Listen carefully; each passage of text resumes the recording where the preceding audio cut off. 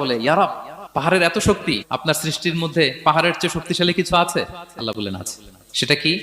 আল্লাহ বললেন সেটা লোহা, কারণ লোহা দিয়ে পাহাড় কাটা যায়, ঠিক কিনা? লোহার কথা শুনে ফেরেশতারা অবাক। ফেরেশতারা প্রশ্ন, তাহলে আপনার সৃষ্টির মধ্যে লোহার চেয়ে শক্তিশালী কিছু আছে?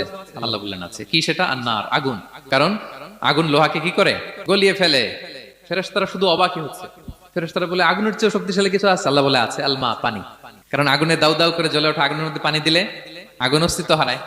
ফেরেশতারা শুধু অবাকই হচ্ছে। তারা বলে, তাহলে পানির চেয়ে শক্তিশালী কিছু আছে? আল্লাহ বলেন আছে, রিহ, বাতাস। কারণ বাতাস পানিকে একদিক থেকে আরেক দিকে নিয়ে যায়। জলের মধ্যে বায়ুর উচ্ছ্বাস লাগলে জলোচ্ছ্বাস তৈরি হয়, ঠিক কিনা? ফেরেশতারা আবার অবাক হয়ে বলে, তাহলে বাতাসের চেয়ে শক্তিশালী কিছু আছে? আল্লাহ বললেন আছে। সেটা কি? বলতেছে বনি আদম।